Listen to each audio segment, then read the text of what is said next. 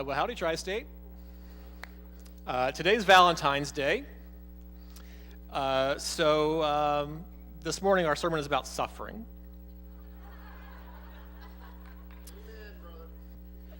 I'm just doing my best. The material is here. I'm doing the best I can. Valentine's Day is an interesting holiday. My friend Justin Holcomb, on his blog this past week, talked about what he called the creepy and mysterious origins of the holiday Valentine's Day.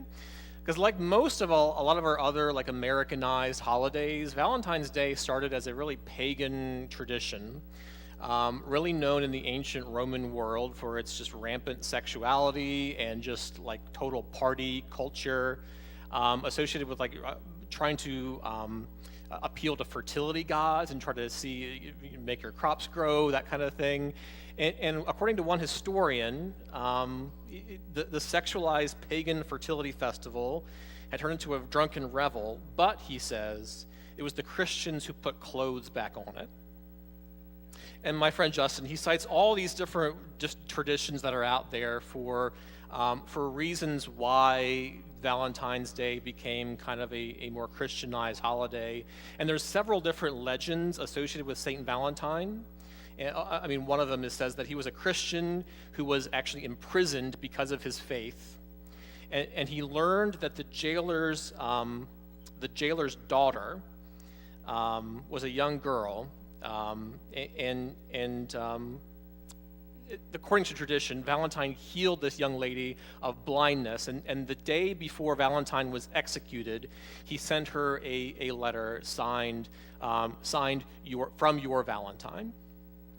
And so when the Middle Ages came around and we got these sort of roots of romanticism, we saw Valentine's Day kind of evolve from this pagan tradition to more of a American romantic holiday. It's kind of stuck that way ever since. So Time magazine, I saw two different articles this past week, both about a modern American romance. And they said that in 2012, a few years ago, the average American spent over $126 on Valentine's Day, $4.1 billion on jewelry, $3.5 billion on dates, and not forgetting their dogs and cats, consumers also spent $367 million on their pets each year at Valentine's Day, because obviously your dog or your cat cares deeply about your affections for him on Valentine's Day. But at the same time, the Time magazine also did another article on the online dating site called OkCupid, which is designed to help singles connect with, well, I shouldn't say that, help people connect with other people. It used to be singles with other singles, but now they're opening it up to singles connecting with other folks, including other married people. And according to Time magazine, nearly 1 in 4 OkCupid users are interested in having multiple partners, and more than 2 in 5 say they'd be open to an open relationship. Modern romance is changing. And we might laugh and we might cringe at some of that data, but the truth is that our devotion towards Christ isn't a whole lot better. And if we're really honest with ourselves, we as American Christians have 1,000 other half-loves and 1,000 other mistresses that call our name and pull our devotion towards them and away from the true deep love of Jesus. And so what was happening in Peter's world and in the first century culture that Peter was writing in is that, as we've noticed so far, Peter's world was one of transition, where there had been some localized government-sanctioned persecutions before, but he's living in a time before the Roman government really ramped up their open physical persecution of Christians. And so if you were living in Peter's day, your biggest temptation would be to experience the pressure from your friends and neighbors who thought your faith in Jesus was weird. And your temptation would be to abandon that love of Jesus to kind of try to blend in with that surrounding culture. Or, alternately, if you were deeply committed, what you might do instead of trying to blend in, you might build a really great fence and a really great wall and you could retain the essentials of your faith behind that barrier and not have to worry about engaging the popular culture. Because when we live in a culture where Christianity is looked at as shameful or weird, our two great temptations is to run towards accommodation or to run towards isolation. And the gospel is about neither of those things. And so this morning, we see Peter writing about suffering, and he's kind of continuing some thoughts that Randy had shared last week. But Peter is sharing these different thoughts of what it looks like to have a different outlook, a new outlook on suffering in a post-Christian, post-everything world. All right, so we'll see three things from our text this morning. I'll give them all to you up front. We'll see the immediacy of justice. We'll see the necessity of tears, and we'll see the certainty of hope. So first, we'll see the immediacy of justice. And Peter writes this here in 1 Peter chapter 4, starting in verse 1. 1 Peter chapter 4, starting in verse 1. Since therefore Christ suffered in the flesh, arm yourselves with the same way of thinking, for whoever has suffered in the flesh has ceased from sin, so as to live for the rest of the time in the flesh, no longer for human passions, but for the will of God. Now let's stop there just for a very brief second. Like, Peter is not saying that to be Christian means to be perfect. It means to realign your heart so that the things that draw you towards sin no longer rule you. And it says in verse 2 that we no longer live for, quote, human passions, but for the will of God. So sin really is more about desire. Let me say it this way. Our morality follows our desires. It's less about action, but primarily about worship. Like, what you worship, you become, whether for good or for ill. What you love, you serve. When we love ourselves, when we serve ourselves, we fall into selfishness and sin. When we love God, when we serve him, we devote ourselves to him, and we turn away from human passions. We'll see this in the next verse. Verse 3 says, For the time that has passed suffices for doing what the Gentiles want to do, living in sensuality, passions, drunkenness, orgies, drinking parties, and lawless idolatry. With respect to this, they are surprised when you do not join them in the same flood of debauchery, and they malign you. But they will give an account to him who is ready to judge the living and the dead. So Peter is saying that, listen, we're surrounded at all times by folks who don't share the same love of Jesus. And he's saying, listen, there's a great temptation that if we want social comfort, we find it through social conformity. Like, we serve the same idols and the same gods that our world and our neighbors do. And the tragedy, though, is that when we serve those things, to be your own master is to be equally your own slave. And so all these things that he lists here, sensuality, passions, drunkenness, orgies, drinking parties, lawless idolatry, he's saying that we get enslaved to the culture of a frat party.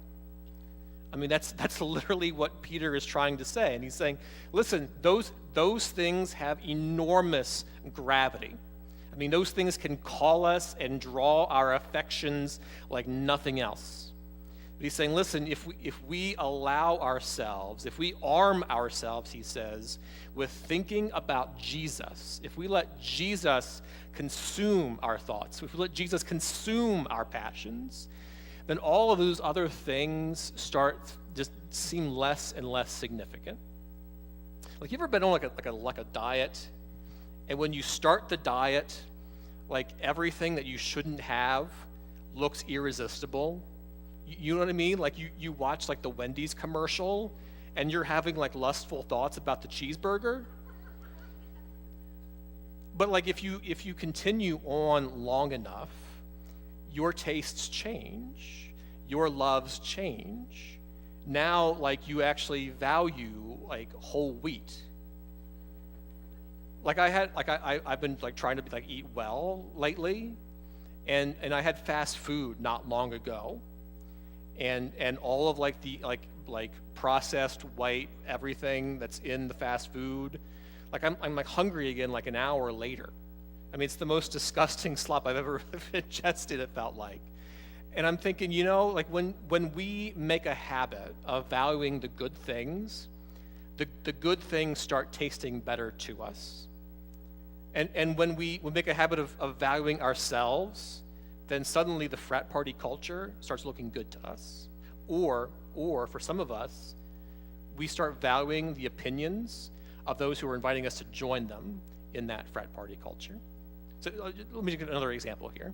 So like the TV show Friends, right, came to Netflix not long ago. And I had these fond memories of watching Friends on Thursday night when I was like in high school. It was a great way to like kill time before Seinfeld. And like back then, like it seemed like like this ordinary, just run-of-the-mill sitcom. And when I watched Friends on Netflix here recently, just a few episodes, and I remember thinking there on my couch, okay, first of all, like I'm now older than literally all of the characters on the entire series. And that felt weird. But then I realized that all of the characters are making choices that I'm going to yell at the TV about. I mean, it's just this constant state of in and out of each other's beds, and just making choices. And I'm not even slamming Friends. I'm not here for that. I'm just saying that when I look at that now, I find myself thinking I can't relate to that anymore.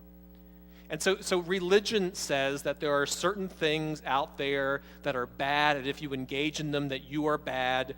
The gospel says that that's partially true, but at the deeper level, the soul level, the heart level, the gospel says that we love Jesus, and the more that we fix our eyes on him, the more other things will fade into the background. Now, some of you also struggle with the whole idea of there's lots of things out there that maybe our friends, our neighbors want to pull us into. And so it might be, for some of you, like your like former frat dudes want to go out and watch Deadpool this weekend, or like, you and a bunch of like Cougar soccer moms, like want to go out and see Magic Mike. And you don't want to offend them. So you go along with it, and I'm not even slamming media choices here. That's not even what I'm about this morning.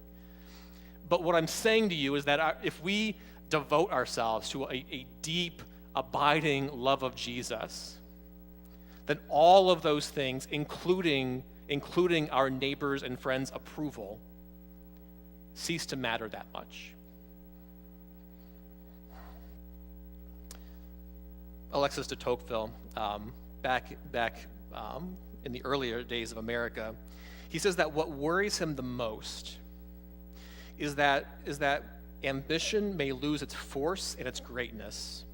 And he said that human passions may grow gentler, at the same time baser, with the result that the body's social becomes daily quieter and less aspiring. De Tocqueville was saying that the problem is not that we love things too much, is that we love things too little. We don't let our loves expand to the deeper things that God has for us. It says this in verse 6 of chapter 4 here in 1 Peter, "For this is why the gospel was preached even to those who are dead, that though judged in the flesh the way people are, they might live in the spirit the way God does." Okay, real quick, interpretive problem. I don't know exactly how to handle this. If you read the devotionals this week, I'll give you some other options. This morning, what I will tell you is that the way to make this make the most sense is to think that Jesus preached to those who are currently dead. That the gospel was preached to those who are currently dead, but they received the gospel when they were still alive. So they heard the gospel, then they died. That's the order I think we're supposed to see here. So the gospel was preached even to those who are dead, that though judged in the flesh the way people are, they might live in the spirit the way God does. So I think what Peter is trying to express here is that, listen, the worst thing that could ever happen to you is you die. And if that happens, then God takes you in his arms and makes you everything you never thought you could be.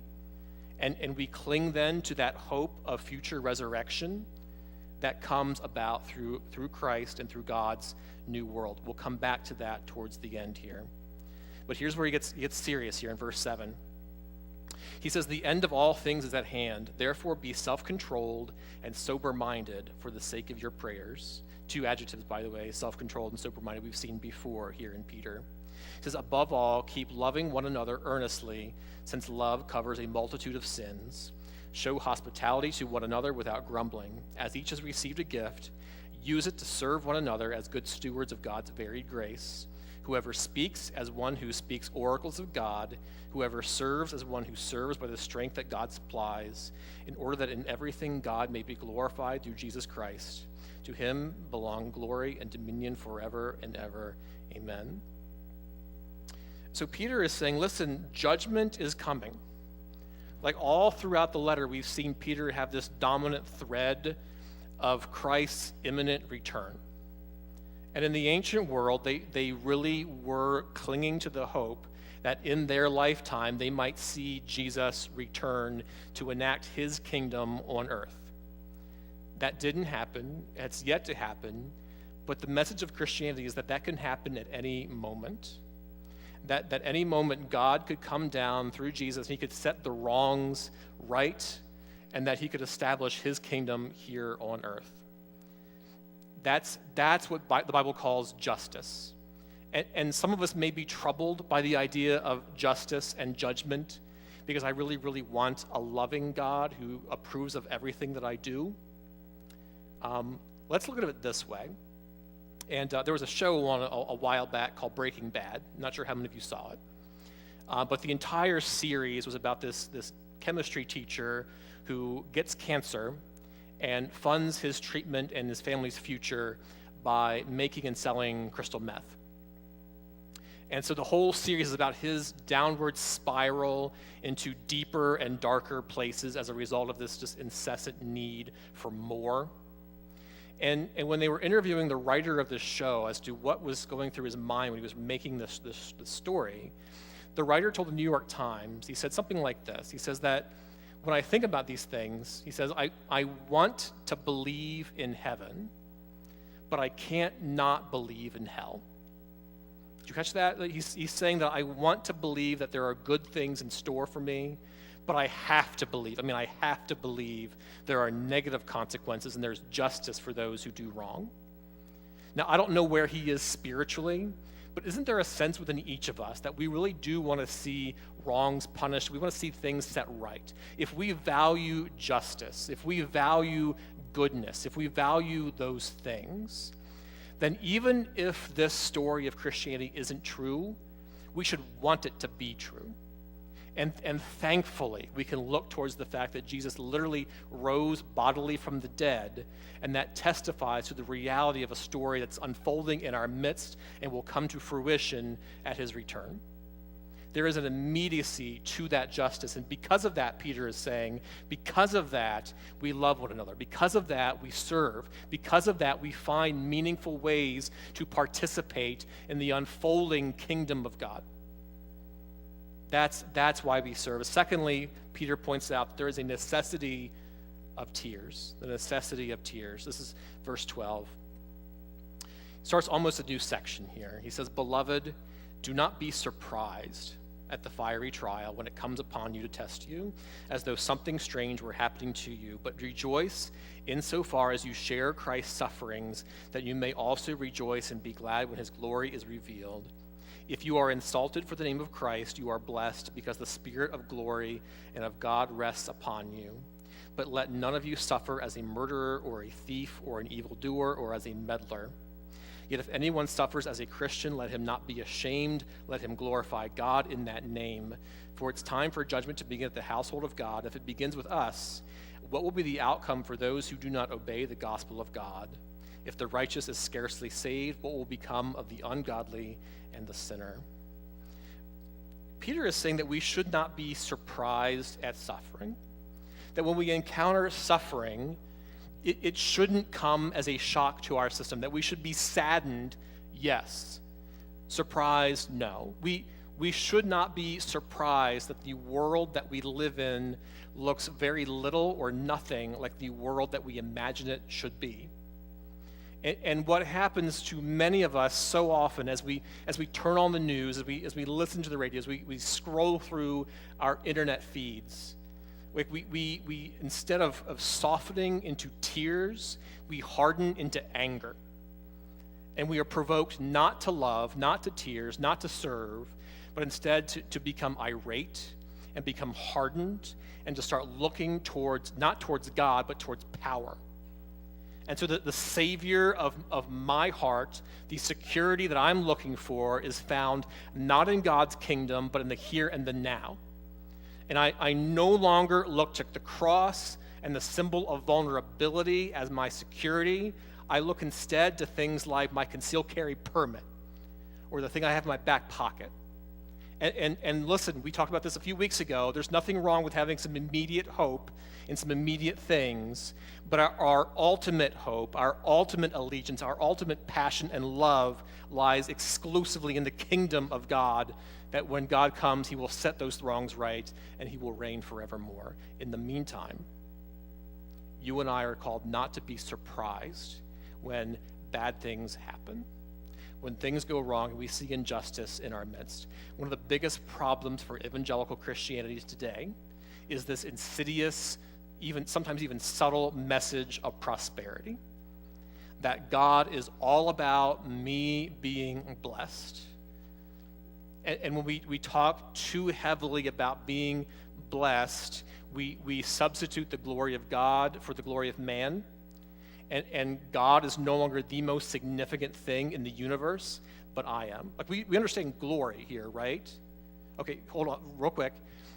The word glory comes originally from the Hebrew word kavod, and it meant something like weighty or heavy, like something massive. So when we speak of God's glory, we're saying that, listen, God is the most significant thing in the universe. So when we look at this and look at the midst of suffering, when we experience suffering, Peter is saying, listen, the glory of God in the midst of suffering is this. When you are hurting, do others around you see God as the most significant thing in your life? That's why he says earlier in Peter, like give a reason for the hope that you have within you. Not give a reason for why you trust in all those other things. Not give a reason why you're consumed with your career. Not give a reason why you are devoted entirely to the political arena. Not give a reason why you are trusting in your firearm. Not give a reason for any of those things. Give a reason for hope. Give a reason for all those things. And it says, actually, rejoice. Rejoice insofar as sharing in Christ's sufferings. That's why Christianity is so radically countercultural. Because the sales pitch here that Peter's offering is, listen, Christianity could go really badly for you. So Christianity never says, the gospel never says, if you love God enough, then he will give you what you need in the midst of suffering.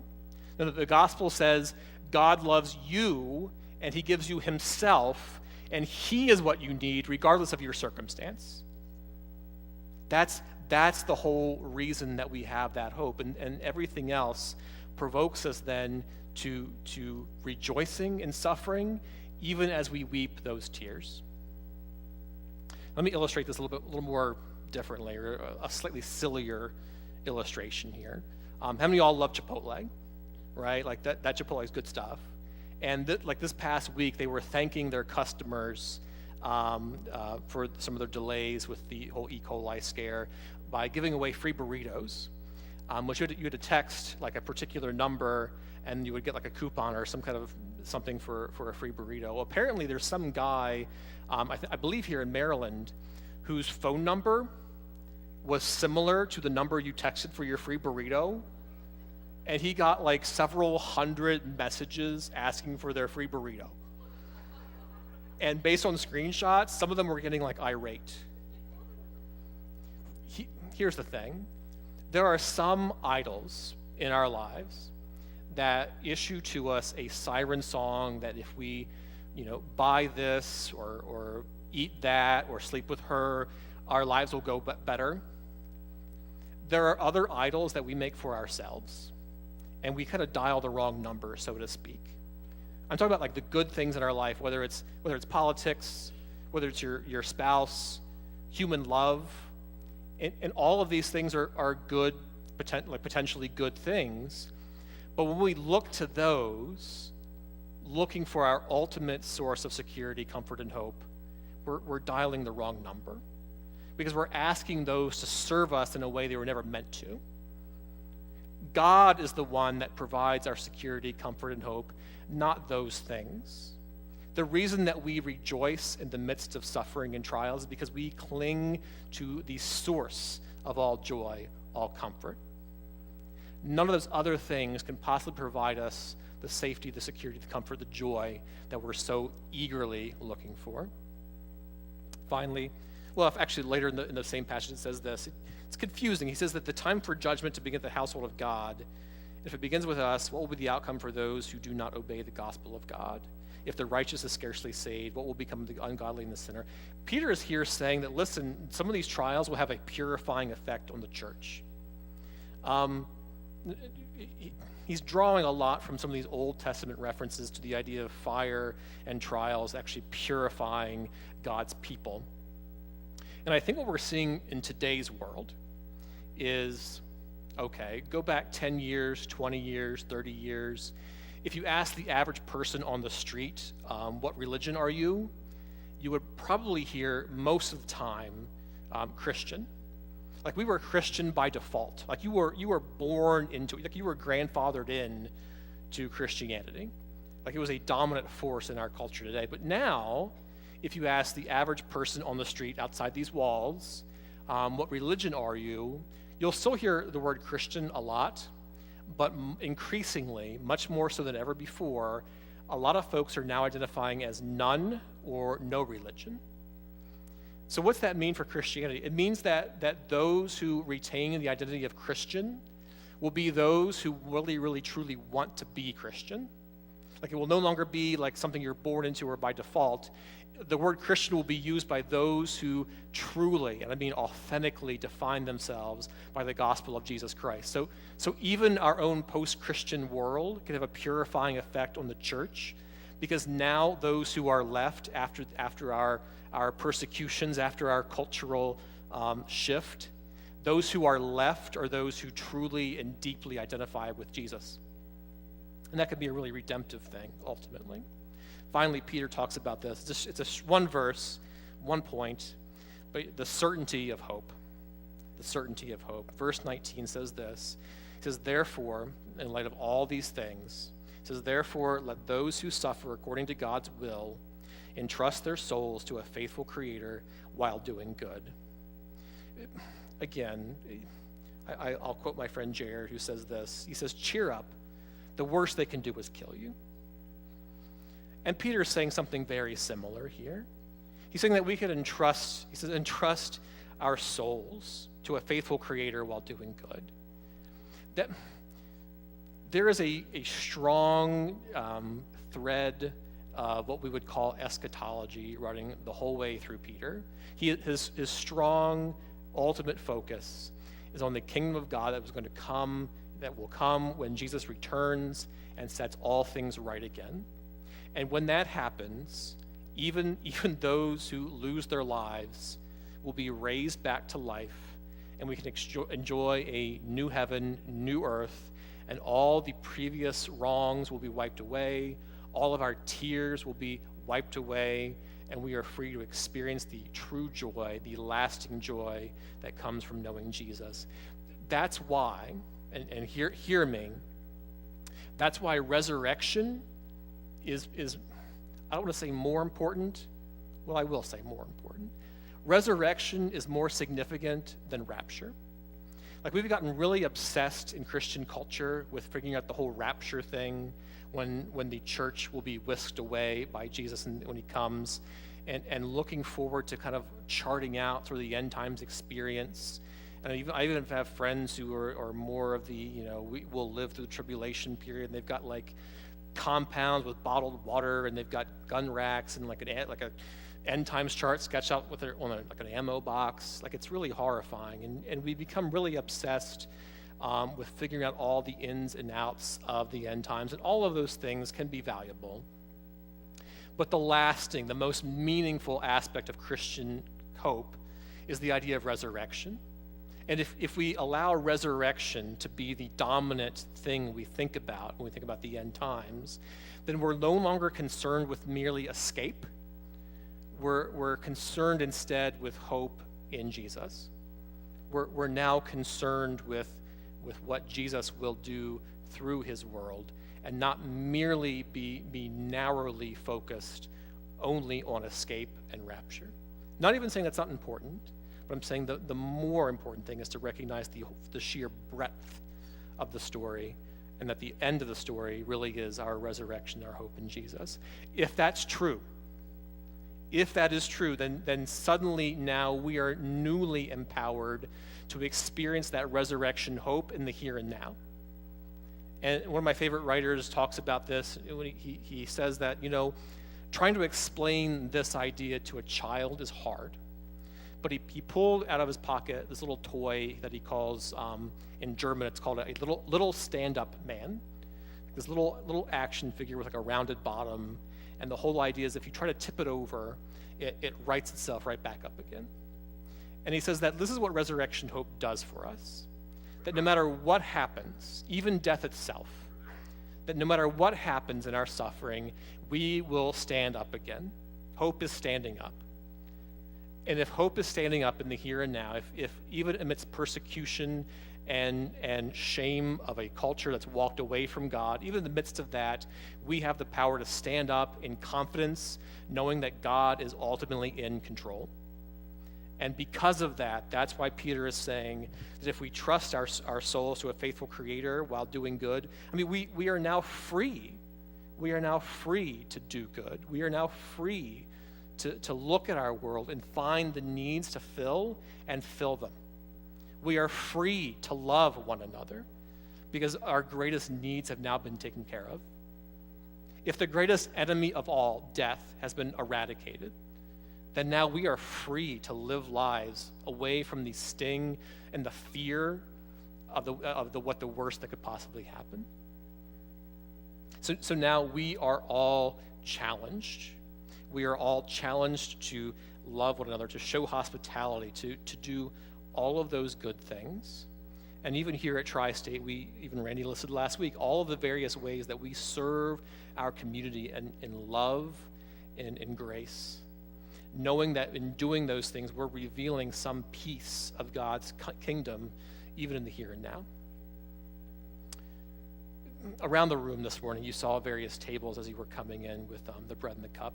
And as the band comes forward, we'll just reflect a little briefly on what that means in light of suffering and in light of a world that's walked away from God.